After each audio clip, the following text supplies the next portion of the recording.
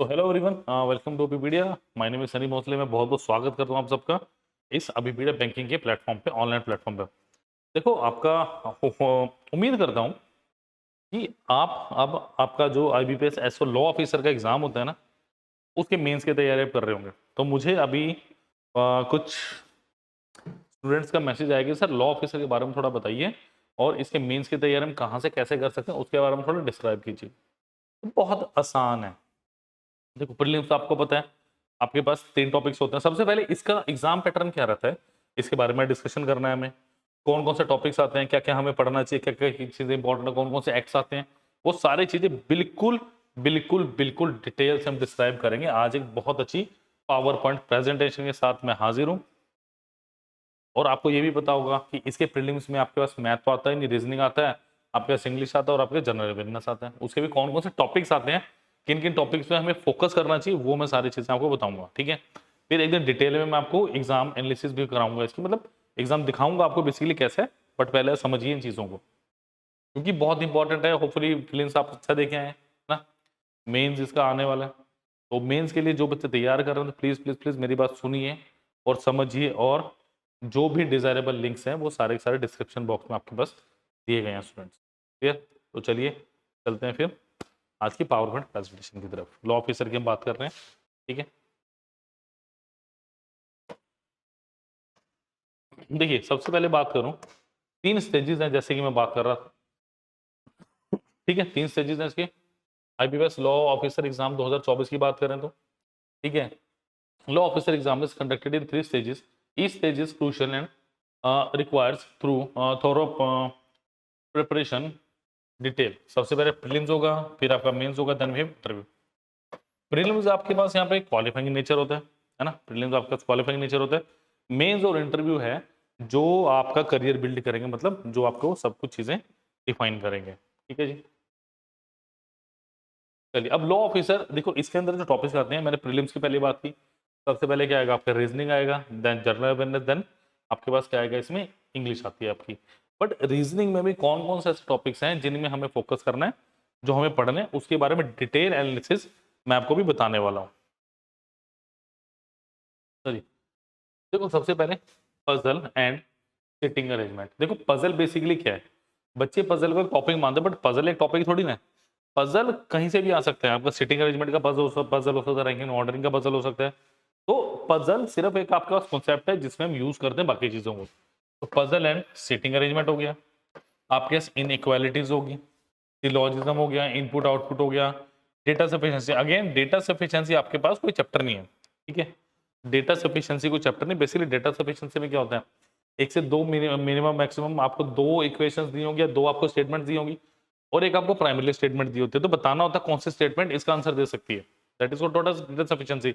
वो time and work के case में पूछ सकता है, वो कुछ भी पूछ सकता है अर्थमेटिक किसी टॉपिक को लेके। ठीक है, नेक्स्ट इज आपका ब्लड रिलेशन हो गया, आपका ऑर्डर एंड रैंकिंग हो गया, अल्फा न्यूमेरिकल सीरीज हो गया, डिस्टेंस एंड डायरेक्शंस हो गया, एंड आपके पास वर्बल रीजनिंग हो गया। बाकी एक्सेट्रा तो हर जगह होता है, एक्सेप्शंस आर ऑलवेज देयर। इसके अलावा भी कुछ आ जाए तो डरना मत, तैयारी पूरी रखनी है। ठीक है, नेक्स्ट देखिए, आपके पास रीडिंग कॉम्प्रिहेंशन आ गया, देन फिर पैराजम्बल्स। ठीक है, अगर मैं इंग्लिश की बात करूं, देखो काफी कुछ इसमें पढ़ने को है मेरे पास, क्योंकि इसमें कुछ चीजें इनडायरेक्ट वे में बताई गई हैं जो डिटेल में पढ़ने वाली है। जैसे पैराजम्बल्स, ठीक है, मतलब आपके पास कुछ स्टेटमेंट दी होंगी, उनको सही ऑर्डर में लगाना है कि एक प्रॉपर आपके पास सीक्वेंस बने। ठीक है, स्पॉटिंग एरर्स। अब स्पॉटिंग एरर्स किस वे में आ सकता है, इसका मतलब ग्रामेटिकल नॉलेज आपको अच्छी होनी चाहिए स्पॉटिंग एरर्स के केस में। समझ आ गई बात? स्पॉटिंग एरर्स के केस में आपको ग्रामेटिकल नॉलेज होनी चाहिए, मतलब ग्रामर आपकी अच्छी हो जानी चाहिए इसमें। तो इसके लिए क्या कर सकते हैं, देखो एक चीज हो रहा है, डेली की रीडिंग। डेली रीडिंग ये इंपॉर्टेंट है। डेली की रीडिंग क्यों इंपॉर्टेंट है, क्योंकि एग्जाम जब पढ़ोगे नहीं तो करोगे कैसे।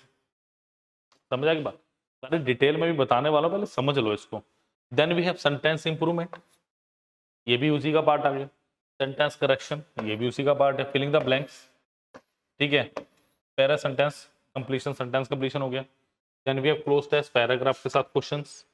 Then we have column based statement rearrangement हो गया, वर्ड स्वैप हो गया, आपके सेंटेंस बेस्ड एरर्स हो गए, स्पेलिंग एरर्स हो गए, एंड कनेक्टर्स हो गए। तो ये आपके पास बेसिकली इंग्लिश का जो सिलेबस है, मुझे ये देखने को मिल रहा है।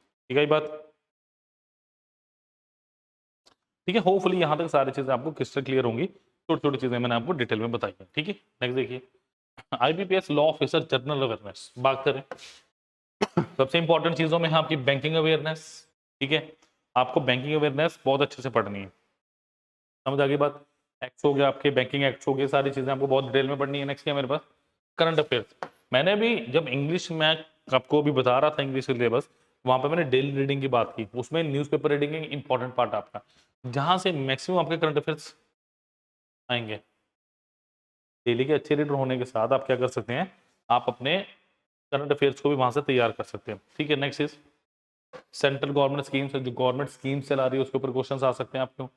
ठीक है, कोई भी स्कीम हो सकती है, वो नेशनल लेवल की हो सकती है, आपके कोई स्टेट लेवल की हो सकती है, ऐसा कोई जरूरी नहीं होता आपके पास। ठीक है, नेक्स्ट इज जीके अपडेट की जनरल नॉलेज। ठीक है, इन नेशनल इंटरनेशनल दोनों पे आपको नजर रखनी है। किसी देश का इलेक्शन हुआ है, वहां पे कौन जीता कौन हारा, तो उसको रिलेटेड कौन कौन सी पार्टीज थी वहां पे। ठीक है, तो क्या परसेंटेज वोटर रही है, सारी चीजें, मतलब इस तरह से कुछ भी पूछ सकता है आपसे। नेक्स्ट इज करेंसीज होगी, कैपिटल्स भी पूछ सकता है वो। ठीक है, नेक्स्ट क्या है, इंपॉर्टेंट प्लेसेस, इंडिया के भी पूछ सकते हैं, इंडिया की मैक्सिमम पूछे जाते हैं इसमें। ठीक है, इंटरनेशनली जो इंपॉर्टेंट बहुत ज्यादा हाईलाइट होते हैं, या कुछ हिस्टोरिकल मेन्यूमेंट्स होते हैं उनके बारे में आपसे, सॉरी हिस्टोरिकल प्लेसेस है उनके बारे में पूछ सकते हैं। यहाँ से भी क्वेश्चन बनता है बुक्स एंड ऑथर से, बुक्स ऑथर अवार्ड से भी क्वेश्चन बनता है आपके पास इसमें। ठीक है, ठीक है, तो इंडिया के कई, जैसे हमारे पॉलिटिशियन से कोई कोई बुक आ जाती है उनकी, तो उसके ऊपर क्वेश्चन आ सकता है। ठीक है, नेक्स्ट हो गए हेडक्वार्टर्स हो गए, नेक्स्ट हो गए इंपॉर्टेंट डेज हो गए। ठीक है, आरबीआई के बारे में क्वेश्चन पूछा जा सकता है, सर्कुलर्स, आरबीआई सर्कुलर्स। नेक्स्ट आपका स्टैटिक बैंकिंग, तो ऑलमोस्ट ऑलमोस्ट आपके पास बैंकिंग सेक्टर से रिलेटेड काफी कुछ है। जैसे मैं बात करूं आरबीआई, स्टैटिक बैंकिंग होगी आपकी। ठीक है, और आपके बैंकिंग गवर्नेंस, ये तीन टॉपिक तो बहुत ज्यादा इंपॉर्टेंट है आपके एग्जाम के लिए, प्रीलिम्स की अगर मैं बात करता हूँ। ठीक है, बेशक आपके पास क्वालिफाइंग नेचर होता है, बट ये तीस इंपॉर्टेंट, एक एक नंबर पे आपको फोकस करना होता है। ठीक है, नेक्स्ट अगर मैं बात करूं, अगर प्रोफेशनल नॉलेज की बात करें, इस तरीके से आपके पास आ सकता है। देखिए, अगर आईबीपीएस लॉ ऑफिसर 2024 की बात करूं, प्रोफेशनल नॉलेज मतलब जो आपका मेंस का एग्जाम होता है, के बारे में भी बताऊंगा अभी मैं। ठीक है, कितने नंबर का होता है, कितने क्वेश्चन आते हैं। ठीक है, और कितने टाइम लिमिट क्या, सबसे ज्यादा इंपॉर्टेंट तो मेरे पास यही है कि टाइम लिमिट क्या रहने वाली है। सबसे पहले क्या है, बैंकिंग रेगुलेशंस की बात करेंगे, कंप्लायंस एंड लीगल एक्सेप्ट की बात करेंगे। ठीक है, relevant laws and order related to instruments, आपके सिक्योरिटीज फॉरेन एक्सचेंज हो गया। ठीक है, आपकी मनी लॉन्ड्रिंग होगी, लिमिटेशन एक्ट हो गया, कंज्यूमर प्रोटेक्शन एक्ट हो गया, सरफेसी एक्ट 2002 हो गया आपका, बैंकिंग ऑम्बुड्समैन स्कीम हो गया आपका, law and action with direct link to banking sector हो गया, बैंकिंग बुक एविडेंस एक्ट हो गया, और डीआरटी एक्ट हो गया। इन सबके बारे में जानूंगा, अभी बताऊंगा कि क्यों अभी पीडिया इतना इंपॉर्टेंट है आपके लिए इस टाइम, जब आप मेंस की तैयारी कर रहे हैं, क्यों अभी पीडिया इतना इंपॉर्टेंट है आपके लिए, और क्या आपको मिल रहा है, क्यों बता रहा हूँ ये सारी चीजें मैं। ठीक है, चलिए नेक्स्ट अब डिस्कस करेंगे जरा एग्जाम पैटर्न। देखो, अब IPPS SO law officer prelims exam pattern की अगर मैं बात करता हूँ, मैंने पहले ही बताया 3 सेक्शन इसके अंदर आते हैं। सबसे पहले आपका रीजनिंग का सेक्शन होगा, जिसका हम पूरे तरीके से डिस्कशन कर चुके हैं। ठीक है, फिर कौन कौन से टॉपिक्स इसमें पूछे जाते हैं, क्या क्या चीजें इसके अंदर है, मतलब कौन कौन से टॉपिक्स हैं, कौन कौन से टॉपिक्स इंपॉर्टेंट भी है, ये सारी चीजें मैं आपके साथ डिस्कस कर चुका, बट अब मैं सिलेबस डिस्कशन हो चुका, अब हम करेंगे एग्जाम पैटर्न की बात। तो रीजनिंग की बात करूं, सबसे पहले सेक्शन है रीजनिंग का, 50 क्वेश्चन आते हैं इसमें, मैक्सिमम मार्क्स 50 हैं, और ड्यूरेशन कितनी है इसमें, इसमें 40 मिनट की ड्यूरेशन रही है।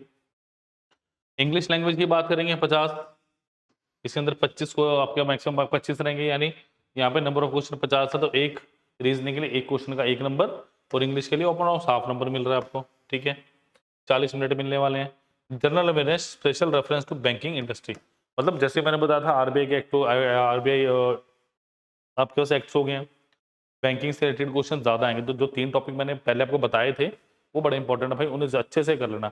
ऐसी बात नहीं, बाकी भी आएंगे, बाकी भी आएंगे, बट ये इंपॉर्टेंट है, बैंकिंग इंडस्ट्री से ज्यादा क्वेश्चन पूछे जाएंगे। तो कितने हैं, 50 क्वेश्चन, 50 मार्क्स और 40 मिनट। ठीक है, तो टोटल क्या हो गया, 150 क्वेश्चन हो गए मेरे पास, 125 मेरे पास मार्क्स हो गए प्रीलिम्स में, और तकरीबन तकरीबन 2 घंटे ने 120 मिनट मुझे यहाँ पे मिल रहा है। तो ये प्रीलिम्स की बात मैंने पूरी तरीके से कर ली। ठीक है, चलिए IBPS law officer 2024 mains exam की अगर बात करूं, second stage focusing specially on the professional knowledge related to law. For each wrong marked answer, 1/4 shall be directed as a penalty. 1/4 question negative marking रहेगी इसमें आपकी, ठीक है। चलिए, अब IPPS law officer mains exam की अगर मैं बात करूं, आपके पास प्रोफेशनल नॉलेज का कितना क्वेश्चन आ रहा है स्टूडेंट्स? 60 क्वेश्चन आ रहे हैं। मैक्सिमम मार्क्स कितने? 60 हैं। और टाइम ड्यूरेशन कितना? पौना घंटा यानी 45 मिनट। तो 60 क्वेश्चन, 60 नंबर और 45 मिनट आपको मिल रहे हैं। तो अब सबसे बड़ी बात है कहां से मेंस की तैयारी की जाए, कहां से इस प्रोफेशनल नॉलेज को लिया जाए, कहां से? यस, आपने सही पढ़ा, कहां से, हाउ? भाई एक ही मंच, कैसे हम जल्दी से तैयार कर सकते हैं सारी चीजों को? तो उसका आंसर है अबीपीडियास कोर्स। कौन सा कोर्स? अगर मैं बात करूं आईबीपीएस एसओ लीगल ऑफिसर, आपके मॉड्यूल कोर्स है जिसका लिंक डिस्क्रिप्शन बॉक्स में दिया गया, और उसके बारे में जल्दी से आपको बता भी देता हूँ, ठीक है। और सारी चीजें दिखाऊंगा आपको, मैं बताऊंगा नहीं, सारी चीजें दिखाऊंगा आपको, ऐसे काम नहीं चलेगा।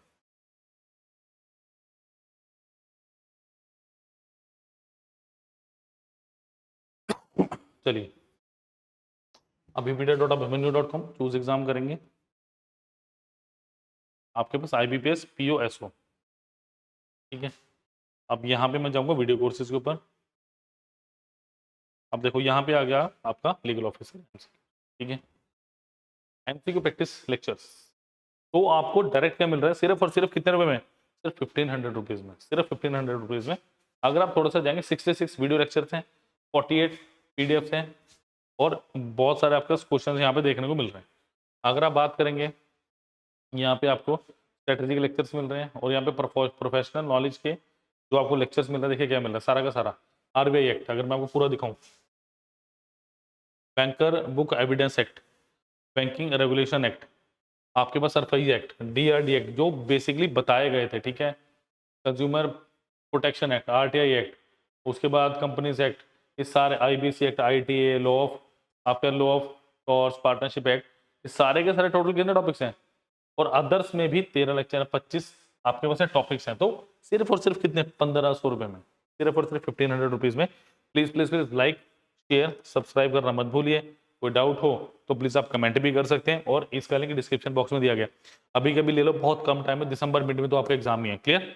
तो प्लीज लाइक, शेयर, सब्सक्राइब करना मत भूलिए। कोई डाउट हो तो कमेंट भी स्टूडेंट्स आप कर सकते हैं। Thank you.